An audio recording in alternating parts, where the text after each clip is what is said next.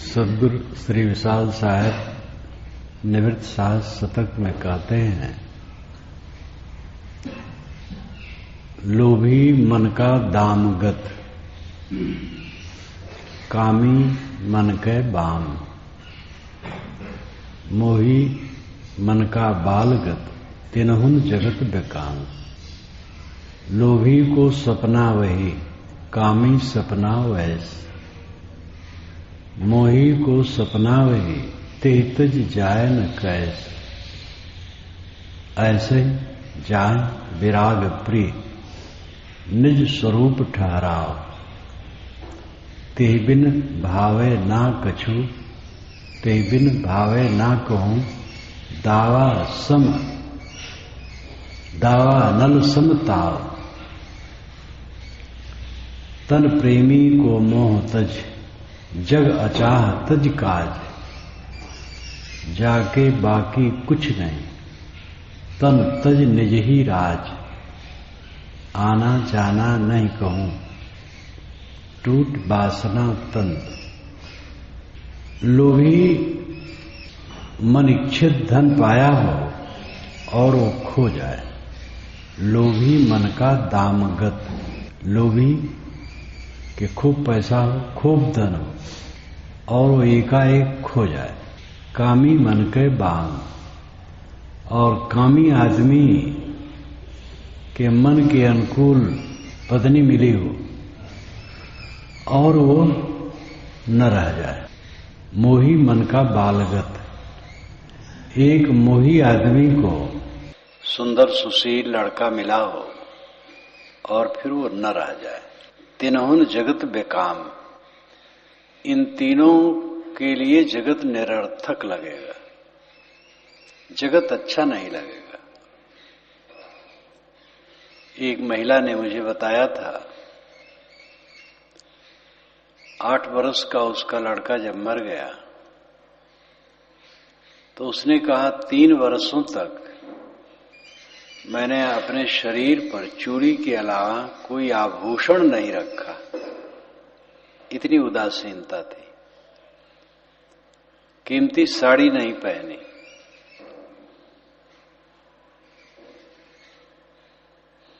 प्रिय वस्तु जब बिछुड़ जाती है बड़ी पीड़ा होती है।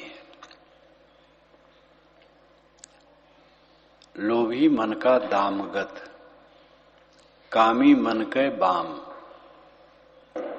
मोही मन का बालगत, तिनहुन जगत बेकाम। इन तीनों को जगत निरर्थक लगता है। लोभी का प्रिय धन खो गया, कामी की प्रिय पत्नी खो गई है, मोही का प्रिय बच्चा खो गया है, तो तीनों को जगत निरर्थक लगता है। ऐसे ही जाए विराग प्रिय, निज स्वरूप ठहराओ। ते बिन भावे ना कछु, दावा नल समताओ। इसी प्रकार जिनको वैराग्य प्रिय है और निस्वरूप की स्थित प्रिय है, तो इसके बिना उनको कुछ अच्छा नहीं लगता। क्षण मात्र के लिए मन में राग आ जाए तो दावा नल समताव, दावा नल के समान उनको ताव लगता है। थोड़ा भी मन में उद्वेग आ जाए, उलझन आ जाए, मोह आ जाए तो उनको बड़ी पीड़ा होती है। मड़ी फड़ी सर्प की मड़ी जैसे खो गई हो, बेचैन हो जाए। सर्प की मड़ी होती है, ये कभी जगत में चलता है, शायद उसकी मड़ी वड़ी कुछ नहीं होती, लेकिन कहानी के लिए कही जाती है। सांप की मड़ी खो गई हो तो बेचैन हो जाएगा। वैराग्यवान के चित्त में अगर क्षण मात्र राग आ गया हो तो बेचैन हो जाएंगे। कोई उलझन आ गई हो, बेचैन हो जाएंगे। ऐसे ही चाहे विराग प्रिय, निज स्वरूप ठहराओ। ते बिन भावे ना कछु दावा नल समताओ। तन प्रेमी को मोह तज, शरीर के प्रेमियों का मोह छोड़ देते हैं। जग अचाह तज काज, जगत की सारी चाहनाएं छोड़ देते हैं। जग अचाह तज काज, कुछ काम नहीं है संसार में, मेरा कोई काम नहीं है। अचाह हो जाने के समान कोई काम नहीं। अचाह होने के लिए जो काम करना है वही काम करना है। बंधना है कहीं, बिना बंधे छुट्टी नहीं है। बिना बंधन में बंधे कहीं छुट्टी नहीं। तो ऐसे बंधन में बंधना है जहां से बंधन कट जाए। दुनिया के राग में बंधोगे, अनाद काल से बंधते आए हो, सड़ते आए हो, फिर सड़ोगे। सांसारिक इच्छा, कामना, वासना में बंधोगे, सड़ोगे।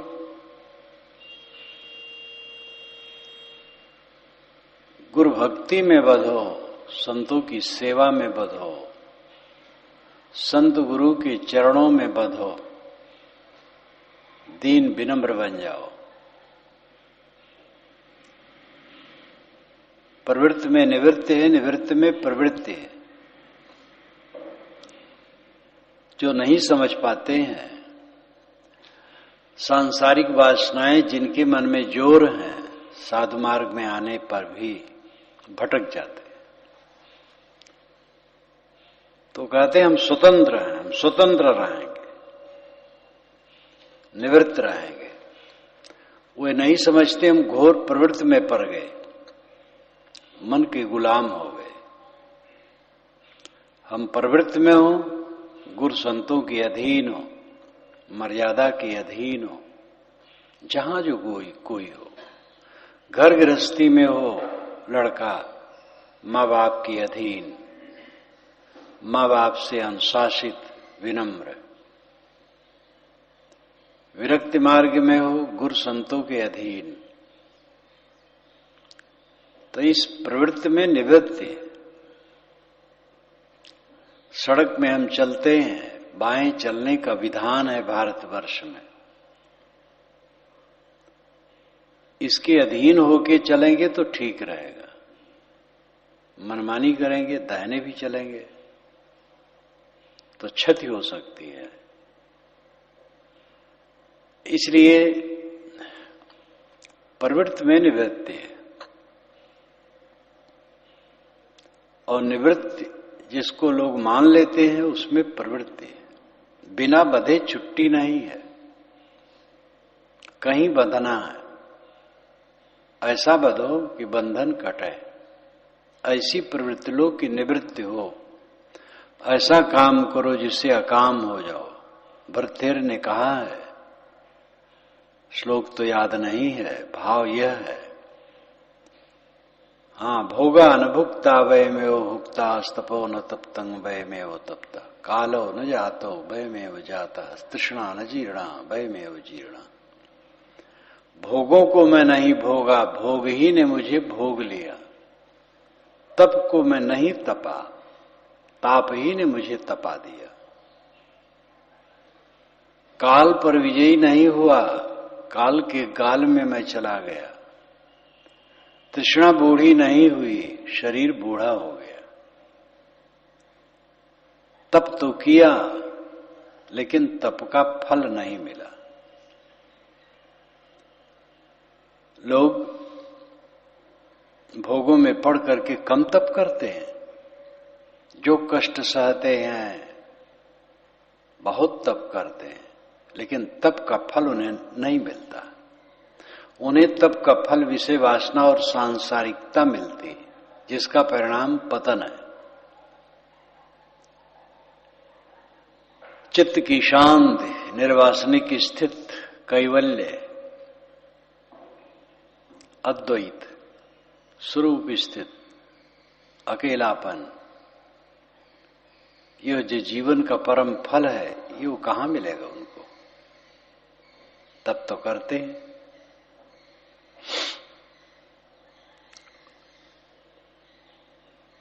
प्रवृत्ति में निवृत्ति है। साधक यह ध्यान रखेगा तो भटकेगा नहीं। कहीं भी हो मर्यादा से रहना, सिर झुका के रहना, अहंकार कामना त्याग दो, अंदर बाहर दोनों ठीक हो जाएगा। अहंकार रखोगे और कामना रखोगे, भोगों की कामना, सम्मान की कामना, प्रतिष्ठा की कामना, तो अंदर बाहर दोनों बिगड़ेगा। अहंकारी और सकामी आदमी सबको खटकता है और खुद विनम्र होके बर्ताव नहीं कर सकता। इसलिए परिवार समाज जहां रहेगा वो वहां खड़मंडल करेगा। अहंकार कामना त्याग दो, क्या परेशानी है। जो अहंकार शून्य है, कामना शून्य है, एकदम मक्खन हो जाता, कोमल। उसकी एक एक बात सबको प्रिय लगती है।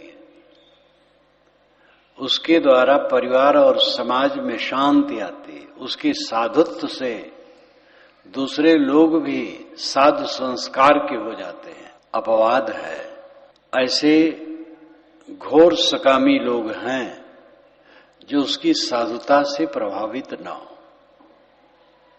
अगर प्रबल कामना अपने मन में कुछ सांसारिक है, अहंकार है, तो आदमी किसी की साधुता से प्रभावित नहीं होगा जिससे उसकी कामना में भंग पड़े। तो ऐसे लोगों से तो बचना पड़ेगा और कोई चारा नहीं।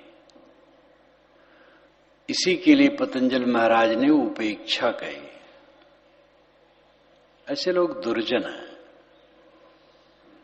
जो सांसारिक कामना में आबद्ध होकर के इतने कठोर हो गए हैं कि उन्हें कुछ सूझता ही नहीं है।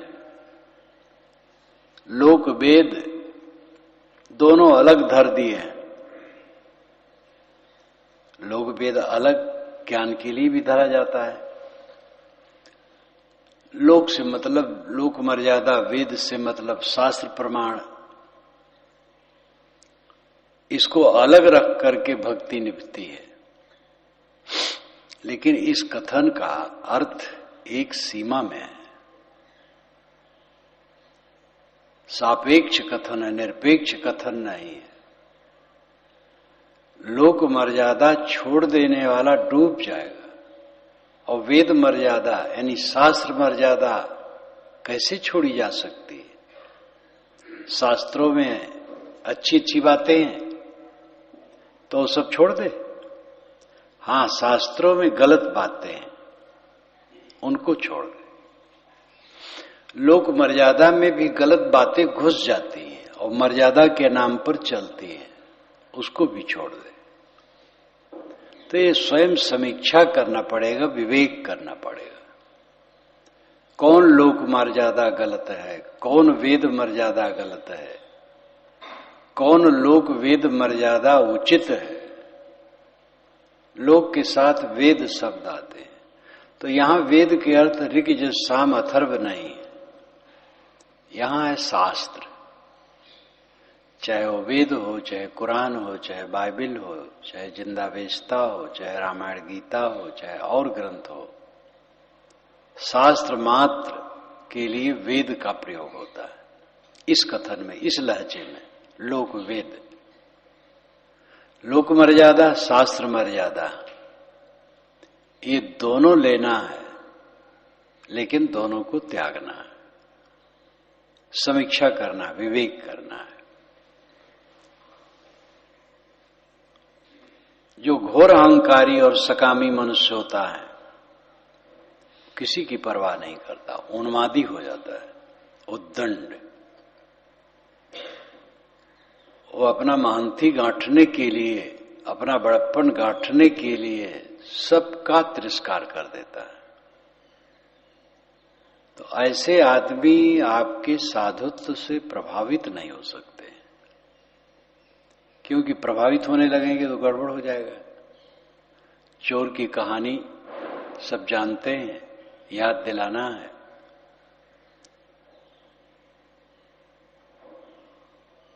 एक गांव में चोर बहुत रहते थे। चोरपुरवा उस गांव का नाम ही हो गया था। राजा के घर में चोरी करने के लिए तैयारी हुई। चोर अपने पुत्रों को बता दिया था कभी सत्संग में न बैठना, क्योंकि वहां बैठोगे तो ज्ञान की बातें सुनोगे तो चोरी का व्यवसाय फिर चल नहीं पाएगा। खटक होगी कि चोरी करना पाप है, इसलिए कहीं सत्संग में न बैठना। संजोग से राजा के यहां चोरी करने जाना था, तो रास्ते में प्रवचन, ज्ञान का प्रवचन चल रहा था। तो उसने अपने कान में रुई भर ली, गया, लेकिन तो भी उसके कान में कुछ आवाज आ गई। देवता की परछाई नहीं होती और उनके पैर जमीन में नहीं पड़ते। इतना सुन लिया, चोरी किया, माल लाया, सुबह खजाना खाली, हड़कंप मच गया। राजा के खजाने से ही चोरी हो गई। जांच पड़ताल चारों तरफ शुरू हुई। मंत्री ने सोचा चोरपुरवा का जो बड़ा चोर है उसकी परीक्षा करनी चाहिए। तो अगले रात में वो काली का रूप बनाया, खप्पर लिया, आग उसमें जलाया और गया चोरपुरवा में, और बड़े चोर के दरवाजे पर खड़ा हो गया और कहा, भक्तों आओ मेरे दर्शन कर लो। तुम लोग मेरी पूजा करते करते वर्षों बिता दी हो, मैं कभी नहीं आई थी, आज दर्शन देने आई हूं, मैं काली मां हूं।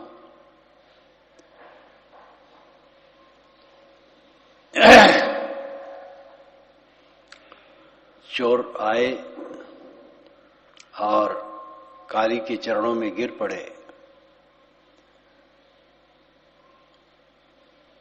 काली ने कहा कि मेरी कृपा से देखो, कल रात में राजा के घर से तुम कितना धन लाए हो, और मेरी पूजा तुम लोग वर्ष भर हो गए ठीक से नहीं की हो, अब मेरी पूजा कर दो। चोर ने कहा, हाँ सरकार, आपकी कृपा से हमें बहुत धन मिला है। मंत्री समझ गया, उसका काम हो गया, चल दिया।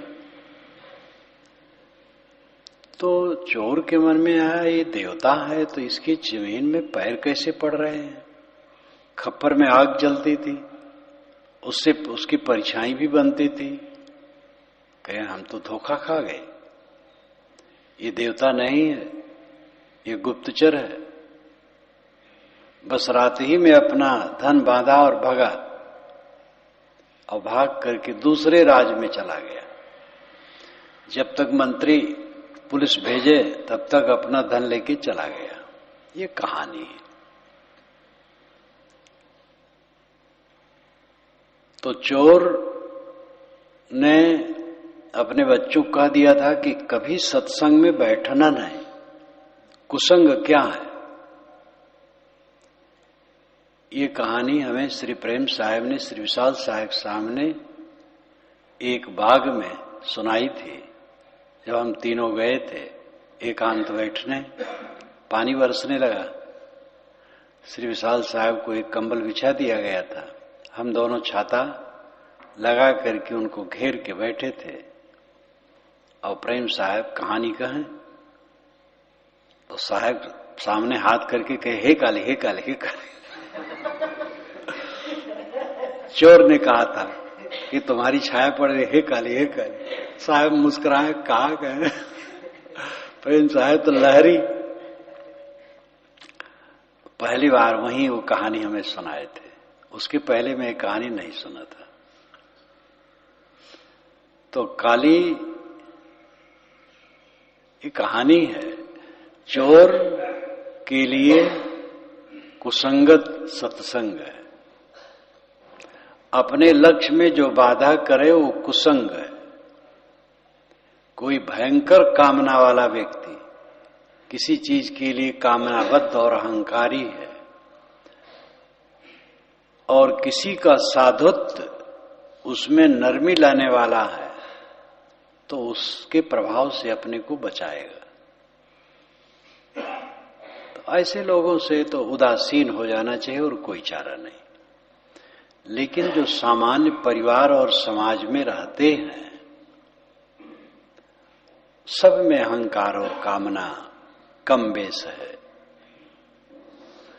वो सब आपके साधुत्व से गलेंगे। आप साधुत्व का बर्ताव कीजिए, आप निर्माण निष्काम हो जाइए, दूसरे लोग भी निर्माण निष्काम होंगे।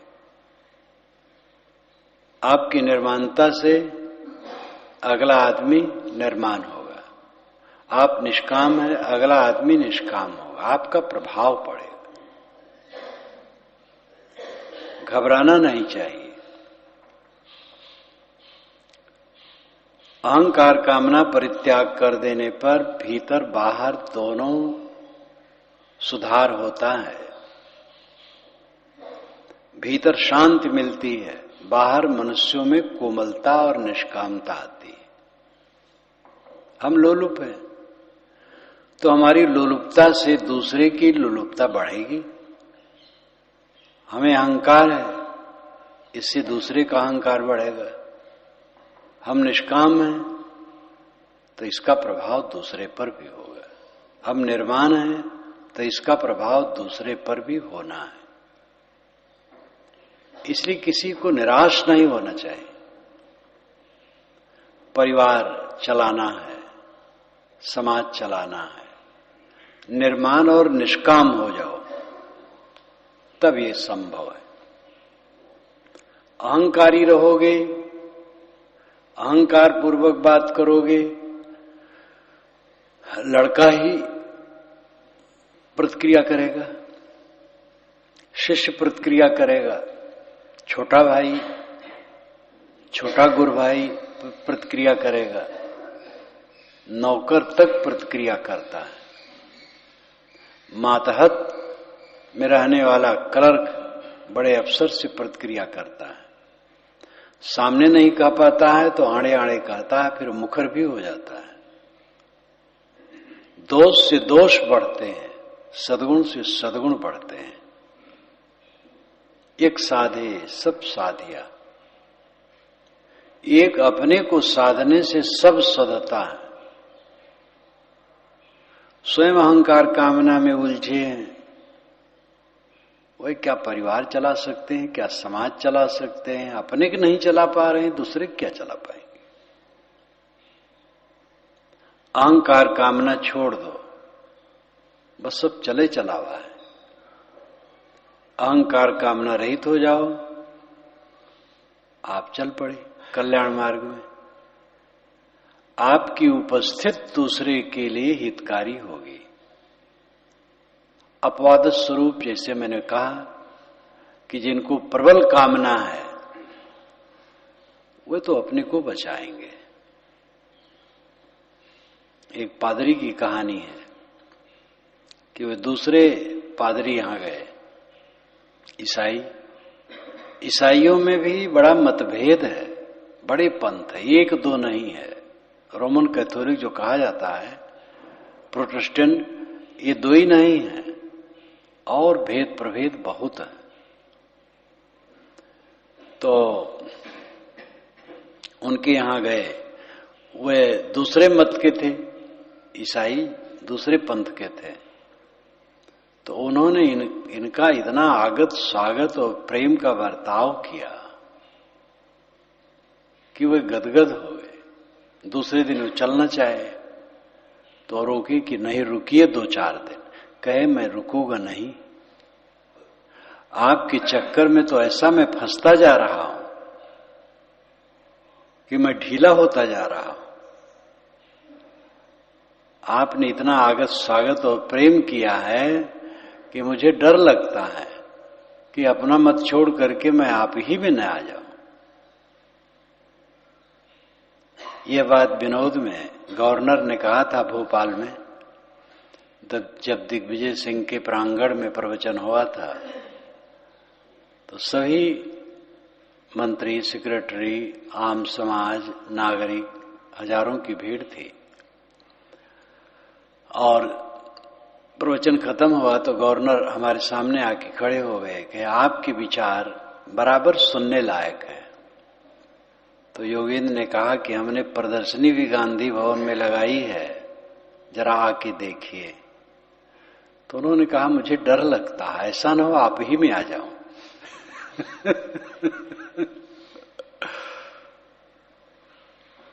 तो उस पादरी ने भी कहा था कि मैं अब नहीं रुकूंगा, नहीं मुझे डर लगता है, मेरा संप्रदाय छूट जाएगा, आप ही में आ जाऊंगा, बड़ा गड़बड़ होगा, इसलिए भागना चाहता हूं।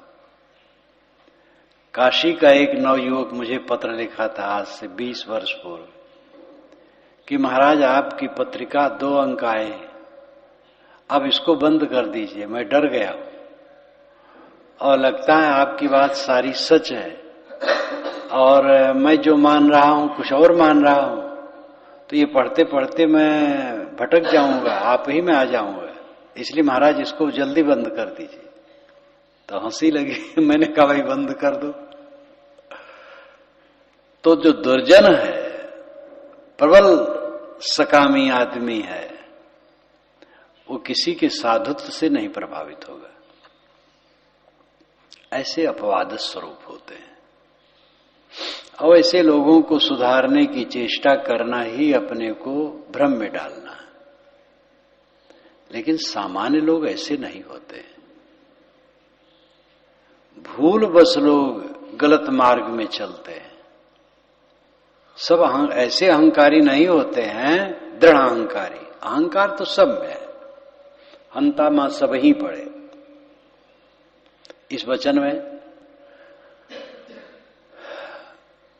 पूरा खुलासा हो जाता है। एकदम मनोवैज्ञानिक बात श्री रामराज साहब कहते हैं, हंता मां सब ही पड़े। सब अहंकारी, लेकिन हंता देखे साध। साधु अपने अहंकार को देखता है, असाधु नहीं देखता है। जिसे दुख निवृत्त करना वो देखेगा। फोड़ा है, प्रमादी आदमी फोड़ा नहीं देखता और नासुर हो जाता है, कैंसर हो जाता है, सड़ता है, उसे मरता है। समझदार देखता है और जल्दी से जल्दी उसकी चिकित्सा करवाता है। प्रमादी आदमी अपने अहंकार को नहीं देखता, उसको तो जल जल के मरना है। विमोहित व्यक्ति अपनी गिरी हुई वृत्ति को क्या देखेगा? जो थोड़ा थोड़ा समझ रहा है वो देखेगा। जो अपनी मनोवृत्ति को देखता है, अहंकार को मिटाता है। हंता देखे साध। ऐसे जाए विराग प्रिय निज स्वरूप ठहराओ, तिह बिन भावे ना कछु दावा अनंत समताओ। जैसे लोभी, कामी, मोही के इच्छित धन, प्रिय पत्नी और संतान न रह गए हों और व्याकुल हो, ऐसे कल्याणार्थी जिसको वैराग्य प्रिय है और स्वरूप स्थित प्रिय है, उसको कुसंस्कार कांटे के समान चुभते हैं, दावा नल के समान ताव देते हैं। सारा संयोग हवा की तरह भाग जाने वाला है, कुछ रहने वाला किसी का नहीं। और इसी में सब अग्नि ज्योति में पतंगे के गिरने के समान झुलस झुलस करके मरते हैं। जो रहने वाला नहीं है उसी में पच पच करके सब मरते हैं। यही जीवन का धोखा है। सारा संसार धोखे में पड़ा है, भ्रम में जीता है। हर आदमी भ्रम में जीता है। अच्छे अच्छे पढ़े लिखे लोग बिलबिला रहे हैं। जो उनकी दयनीय दशा, अपनी पीड़ा कहते हैं,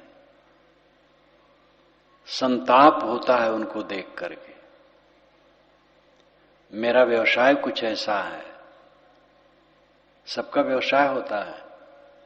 जो जूता टांगता है, जूता बनवाने वाले उसके पास आते हैं। जो मशीन बनाता है, मशीन बनवाने वाले उसके पास आते हैं। मैं भी एक व्यवसायी हूं। जो चीज मैं बनाता हूं वो बनवाने के लिए मेरे पास लोग आते हैं। आते हैं तो अपनी व्यथा कहते हैं, और जो बन सकता है उनकी सेवा में करता हूं। अच्छे अच्छे पढ़े लिखे लोग अच्छे अच्छे पोस्टों पर हैं, और मालूम होता है जैसे पागल हो जाएंगे, और व्यर्थ, एकदम व्यर्थ।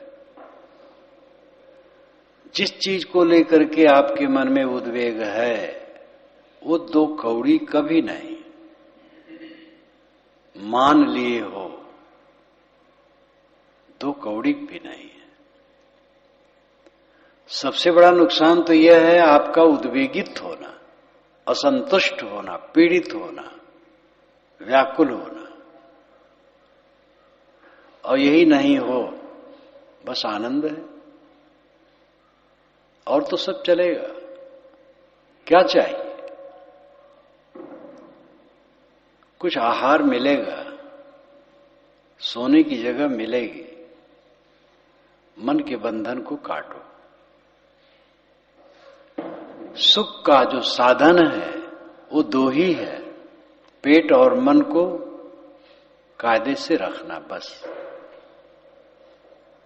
पेट में संतुलित भोजन डालो, मन में संतुलित बात डालो, मन को हल्का रखो, पेट को हल्का रखो, बस सुखी रहो। मन के सारे अहंकार को बाहर कर दो, सारी तृष्णाओं को बाहर कर दो, सारी इच्छाओं को बाहर कर दो। आजकल में सब खो जाने वाला है, किसी का कुछ रहने वाला नहीं। न रहा है, न रहता है, न रहेगा। किसी का कुछ नहीं रहा है, और किसी का कुछ नहीं रहता है, और किसी का कुछ नहीं रहेगा, क्योंकि किसी का कुछ है ही नहीं। पागलपन है जो मान रखे हमारा कुछ, किसी का कुछ नहीं। वेद की ऋषि ने भी कहा है, ईशावास्यम इदम सर्वम यत्किंच जगत्याम जगत तेन त्यक्तेन भुंजीथा मां गृद्ध कस सिद्धनम। शुक्ल यजुर्वेद की 40वें अध्याय का यह पहला मंत्र है। ईशा वास्यम इदम सर्वम, इदम सर्वम, यह सब में, यत्किंच जो कुछ भी है, जगत्याम जगत, जगत में जगत, जगत में जगत जो कुछ भी है, ये सब में ईशा बसाने योग्य है। ईशा स्त्रीलिंग शब्द है।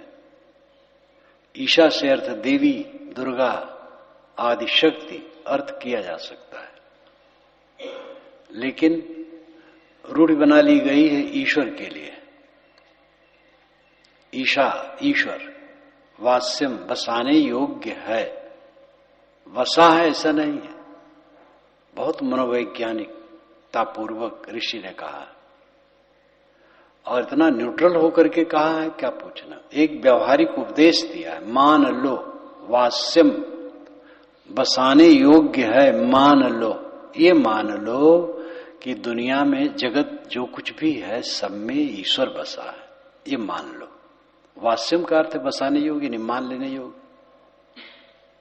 एक उत्तम आदर्श रखा गया सामान्य व्यक्तियों के लिए, एक आदर्श, भाई ये मान लो कि ईश्वर हर जगह बैठा है। ये भक्ति भावना लेकर के है। विवेकी कहते हैं सब कुछ प्रकृति में है, ये समझ लो, तुम्हारा कुछ नहीं, सब प्रकृति का है। ईशावास्यम इदम सर्वम यत्किंच जगत्याम जगत तेन त्यक्तेन भुंजीथा। तेन उसका, त्यक्तेन त्याग पूर्वक, भुंजीथा उपभोग करो, खाओ पियो, त्याग पूर्वक भोग करो, यानी त्याग पूर्वक जीवन गुजर करो। लोलुप न बनो, ज्यादा न खाओ, ज्यादा संग्रह अपने जीवन के लिए न करो, कम से कम में गुजर करने की, कम से कम, सस्ते से सस्ते, सादा से सादा में अपने जीवन का गुजर करने की चेष्टा करो, एकदम सामान्य बन जाओ। तेन त्यक्तेन भुंजीता। मां गृद्ध, मां नाम नहीं, गृद्धा नाम लोभ। लोभ न करो। कस्यचित् धनम, धन किसका है? सब कुछ बता दिया गया इसमें। भक्ति पक्ष वालों के लिए बताया गया, भाई ईश्वर हर जगह बैठा है, ऐसा तुम ध्यान रखो। और लाक्षणिक अर्थ से ठीक है, जहां हम जाएंगे, देखेंगे, सुनेंगे, वहां हम स्वयं रहेंगे। ये स्वयं ही तो ईश्वर है। हमारी आंखें न देखें और हम चोरी कर लें, कैसे संभव है? ईश्वर की आंखें हर जगह देखती हैं। आप चोरी करेंगे तो ईश्वर देखता है। कहां ईश्वर बैठा है? देखता है। आपकी आंखें देखती हैं। अब आपकी आंखें ईश्वर की आंखें हैं। परमात्मा सब कुछ देख रहा है। कहां है परमात्मा? आपका आत्मा परमात्मा है। अब आप जानते हैं, चोरी करते तो आप जानते हैं, तो परमात्मा जान रहा है, देख रहा है। आपका जानना परमात्मा का जानना है, आपका देखना परमात्मा का देखना है। तो सच है कि परमात्मा हर जगह बैठा है। जहां आप जाओगे वहां परमात्मा बैठा है, क्योंकि आप खुद हैं, आप ही परमात्मा हैं। अब आप अपने साक्षित्व में ही कुछ भी करोगे, सब आपके साक्षित्व में होगा, आपके साक्षीपने में होगा, आपकी जानकारी में होगा। और जो कुछ करोगे उसके संस्कार बनेंगे। इसलिए तेन तिक्तेन भुंजीता, उनका त्याग पूर्वक उपभोग करो। धन किसी का है नहीं, ये सबका है। मार्क्स ने बहुत बड़ी ईश्वर भक्ति बताई, ईश्वर का उन्होंने खंडन किया और ऐसा ईश्वर बताया जो सार्वभौमिक है। और कहा कि ये क्या बात है, एक आदमी के पास धन सड़े और एक आदमी रोटी नहीं पाता बेचारा, इसलिए सड़ रहा है। कौन सी व्यवस्था है? ये राजा लोग, ये धर्मात्मा लोग क्या कर रहे हैं? धर्म तो अफीम है, बदहवास करने वाला है। ये कहना उनका गलत नहीं था। कथन सापेक्ष है, निरपेक्ष तो कथन कोई बिरला होता है। धर्म अफीम है, ये कहना गलत नहीं है। धर्म के नाम पर इतना बेवकूफ बनाया जाता है समाज को, फलित ज्योतिष का प्रपंच डाल करके मूर्ख बनाने का षड्यंत्र अच्छे अच्छे विद्वानों द्वारा चल रहा है।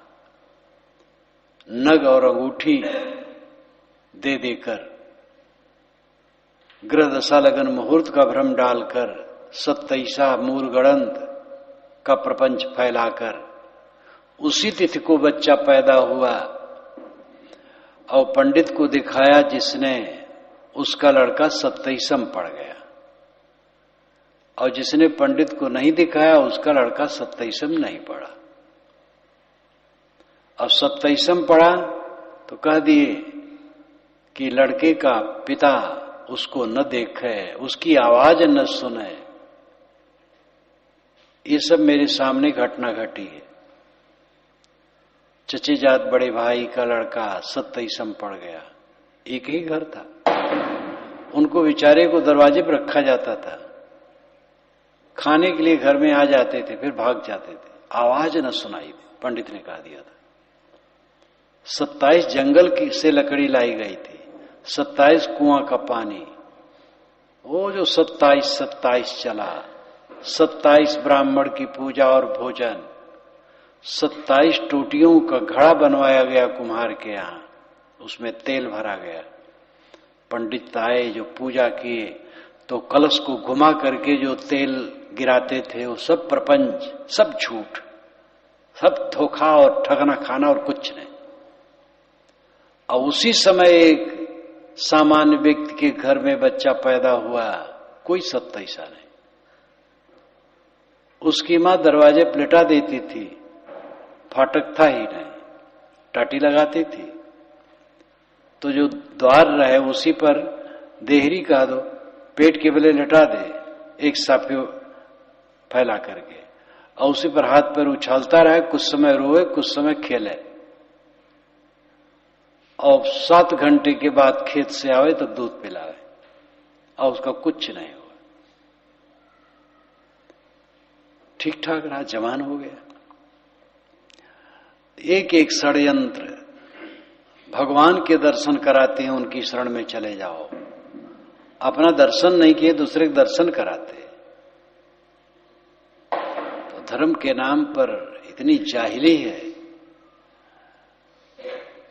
महाराज राम अयोध्या में शांति रहे, इसलिए अयोध्या का उन्होंने त्याग कर दिया, राज छोड़ दिया। विवादग्रस्त बात है तो मैं राज छोड़ देता हूं, अयोध्या में शांति रहे। आज राजनेता लोग अयोध्या को नरक बना करके राजनीतिक लाभ लेना चाहते हैं। धर्म का नाम लेकर के, चाहे कबीर, चाहे बुद्ध, चाहे राम, किसी का नाम लेकर के राजनेता अगर कुछ करेंगे तो कबीर, राम और बुद्ध सब के चेहरे को खराब करेंगे। जय श्री राम आज से 30 वर्ष पूर्व कोई कहता तो भक्ति की गंध आती थी, आज जय श्री राम कोई कहता है तो व्यंग लगता है, क्योंकि राजनेताओं ने छू लिया इसको, जय श्री राम को। बुद्ध को पकड़ लिया, कबीर को ही पकड़ने की चेष्टा की जा रही है राजनेताओं द्वारा, इस कुलक्षण है। चाहे कबीर हो, चाहे राम हो, चाहे बुद्ध हो, चाहे मोहम्मद हो, चाहे ईसा हो, चाहे कोई संत महापुरुष हो, राजनेता लोग पकड़ेंगे तो उनके चेहरे को विकृत करेंगे। धर्म का ढोंग बना करके राजनेता लोग शोषण किए, महंत और गुरु और साधु लोग शोषण किए। जो गलत साधु है, साधु का अर्थ तो अच्छा है, तो धर्म अफीम है, ये मार्क्स ने कहा, गलत नहीं कहा, लेकिन एक सीमा तक उसका अर्थ है। धर्म का असली स्वरूप नशा को दूर करने वाला है। धर्म है कारण कार्य व्यवस्था का बोध और जीवन को संतुलित रखना।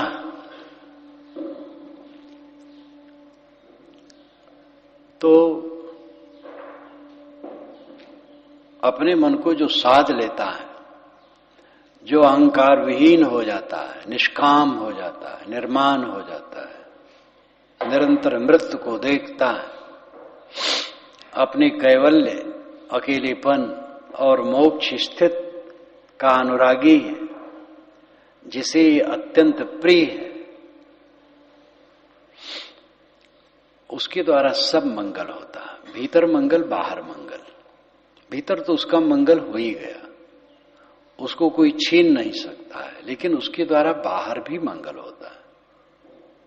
बाहर सब गलत नहीं है, अपने अपने स्वभाव में उलझे, नियोजित ढंग से सब विपरीत पथ में चलने वाले नहीं हैं। अपने अपने स्वभाव में, अपने अपने सूक्ष्म अहंकार में, लेकिन आपकी शीलता, आपका सुंदर बर्ताव, आपका निर्माण बोध देख करके वे लोग सब कायदे से होंगे, ये विश्वास करना चाहिए। घर में और समाज में रहने वाले ये ध्यान दें, और ज्यादातर उनको ध्यान देना चाहिए जो परिवार और समाज को निर्देश करने वाले, वे स्वयं निष्काम और निर्माण रहे। फिर निश्चित है उनको ये रास्ता दिखा सकेंगे और वो भी ठीक रहेगा। अंदर ठीक है, बाहर भी ठीक रहेगा। अंदर ही ठीक नहीं है तो बाहर ठीक नहीं रहेगा।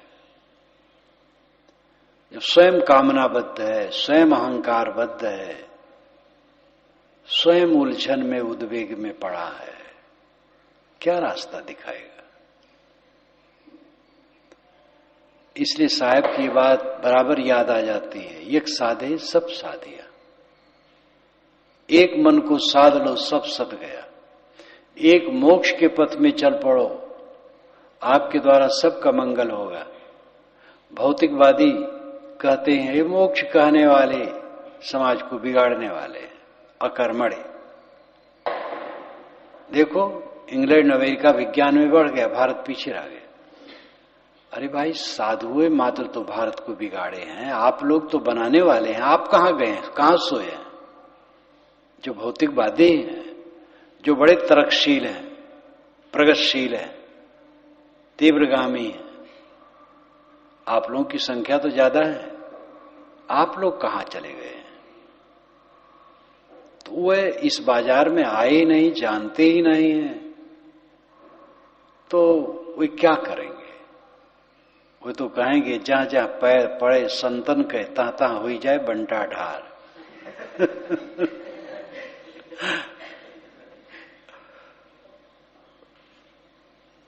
और ये भिन्न विचार सब समय रहे हैं, उसकी चिंता करने की जरूरत नहीं है। जिसे मोक्ष प्रिय है, ऐसे जाहि विराग प्रिय निज स्वरूप ठहराओ, ते बिन भावे ना कछु दावा अनल समताओ। प्रिय पुत्र, प्रिय धन, प्रिय कामिनी के वियोग में जैसे आदमी व्याकुल होता है, इसी प्रकार वैराग्यवान कल्याणार्थी जिसको परम शांति प्रिय है, तो शांत की अवस्था एक क्षण भी बिछुड़े तो व्याकुल हो जाएगा और जल्दी से जल्दी उसको हासिल कर लेगा। तन प्रेमी को मोह तज, जग अचाह तज काज। ऐसा विवेकवान शरीर के प्रेमियों के मोह को त्याग देता है और जगत से अचाह हो जाता है। कोई काम अपनी कामना पूर्ति करने के लिए करने की आवश्यकता नहीं रह जाती। जो उसका काम होता है सहज जीवन कर्म होता है और लोक मंगल के लिए होता है। लोक मंगल जितना हो जाए उसकी भी कोई ठेकेदारी नहीं है। कोई लोक का मंगल पूरा कौन कर पाया है? लेकिन संत गुरुजनों ने जो सेवाएं की हैं उन्हीं से हम लोगों को पथ मिला है। हमें संत न मिलते, गुरुदेव न मिलते, आज तक पता नहीं हम कहां गिन्नी घसते होते, पता नहीं किस नरक में पड़े होते। संत गुरु का उपकार अनंत है। गुरु की दया साधु की संगत निकरिया यही द्वार। जो कबीर पंथ में साधु गुरु कहा जाता है, मूल में ही साहब का वचन है, गुरु की दया साधु की संगत निकल आओ यही द्वार। गुरु की कृपा से, साधु की संगत से इस कल्याण द्वार पर निकल आओ। अजहू रेऊ छुड़ाए काल से जो कर सुरत संहारी। अपनी सुरत को संभाल ले, मैं काल से छुड़ाने के तैयार हूं। अपनी सुरत को संभालो, मन को संभालो। नहीं संभालते हो कोई चारा नहीं, भटकना है, रोना है। अनाद काल से रोते आए हो, रोते रहोगे।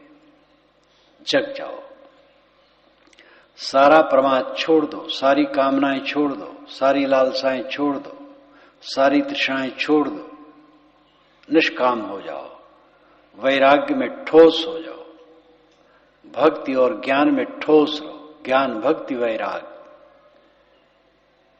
श्रीमद् भागवत में भी इन तीनों का खूब वर्णन है, ज्ञान, भक्ति, वैराग। भक्ति का आलंबन इतना स्थूल कर दिया गया है कि भटकाऊ तक हो गया है, लेकिन उसी में सार बातें भी कही गई बीच बीच में। और ये सर्वमान तथ्य केवल श्रीमद् भागवत ही नहीं, अध्यात्म का पूरा क्षेत्र ये स्वीकारता है अपनी अपनी भाषा में, चाहे आर्य परंपरा हो, चाहे स्वामी परंपरा हो, चाहे श्रमण परंपरा हो। श्रमण परंपरा आर्य परंपरा ही, सारी परंपराएं ज्ञान भक्ति वैराग इस त्रिपुटी का प्रयोग मानता है। ये तीनों कोई पंथ की चीज नहीं है। ज्ञान भक्ति वैराग ये तीनों के बिना काम न बनेगा। अपने आप का ज्ञान ही नहीं है मैं कौन हूं, तो क्या काम बनेगा। और जहां से ये काम सद है वहां समर्पण नहीं है, तो काम कैसे बनेगा। और जिसमें हम बंधे हैं वैराग उससे नहीं होगा, तो कैसे काम बनेगा। हम पर में बंधे हैं और स्व को जानते नहीं। खास बात इतना है, अध्ययन के केवल दो विषय हैं, स्व और पर। स्व को समझ लेना, पर को समझ लेना। पर से निवृत्त होकर स्व में स्थित हो जाना। और इसके लिए चाहिए भक्ति, आधार। जहां से काम बने उन संत गुरु के प्रति श्रद्धा भक्ति। संत गुरु से ही बने और कहीं नहीं बनेगा। ईश्वर ईश्वर कहते जिंदगी बीत जाएगी, ईश्वर समझाने नहीं आएगा, क्योंकि ईश्वर हमारी अवधारणा है। और जो ईश्वर विश्वव्यापी सत्ता है, नियम है, उसको कहने की जरूरत नहीं, समझने की जरूरत है और यथार्थ व्यवहार करने की जरूरत है। मूर्तियां ये हमें बोध नहीं दे पाएंगे, और भी देवी देवता सब मन की अवधारणा है। जो भक्ति का सही आधार है वो संत गुरु है, वहीं बोध मिलेगा, उन्हीं की रहने की प्रेरणा मिलेगी। संत गुरु आधार और न रक्षक कोई कित है, ये श्री विशाल सहायक वचन है। तो ज्ञान चाहिए स्व का और वैराग चाहिए पर से, और इन दोनों के लिए आधार चाहिए भक्ति, तब काम बनेगा। तन प्रेमी को मोह तज, जग चाहतज काज, जाके बाकी कुछ नहीं, तन तज निज ही राज। जिस बोधवान के लिए कुछ शेष नहीं रहा, शरीर छोड़ करके निज राज्य, देह में रहते रहते देह छोड़ दिया, देह का अहंकार मिट गया है और निज राज स्वरूप स्थित में निमग्न है। ऐसे महापुरुष की देह जब छूट जाए,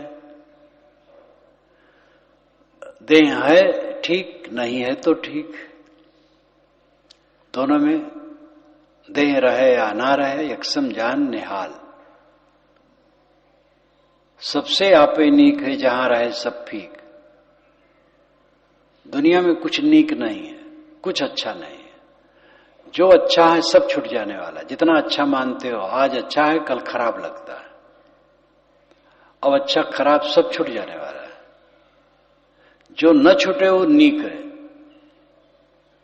और जो छूट जाए नीक होते हुए भी, अच्छा होते हुए भी नीक कहां है। और क्या नहीं छूटेगा, सब छूटेगा। आत्मा से आत्मा नहीं छूटता है, स्व से स्व नहीं छूटता है। सपने में हम थे, सुसुप्त में हम थे, जागृत में हम हैं। तीनों अवस्थाओं में जो एक रस रहता है वो शुद्ध आत्मा आपका स्वरूप है। आत्मभाव में जो जागृत रहता है, सावधान रहता है, आत्मचिंतन में जो लीन रहता है, आत्मरत रहता है। यस्तो आत्मरत रेव स्याद आत्म तृप्त मानवा आत्मन्यु च संतुष्ट तस्य कार्यम न विद्यते। जो आत्मा में रत है, आत्मा में संतुष्ट है, आत्मा में तृप्त है, उसको कुछ करना बाकी नहीं। ये गीता में कहा गया।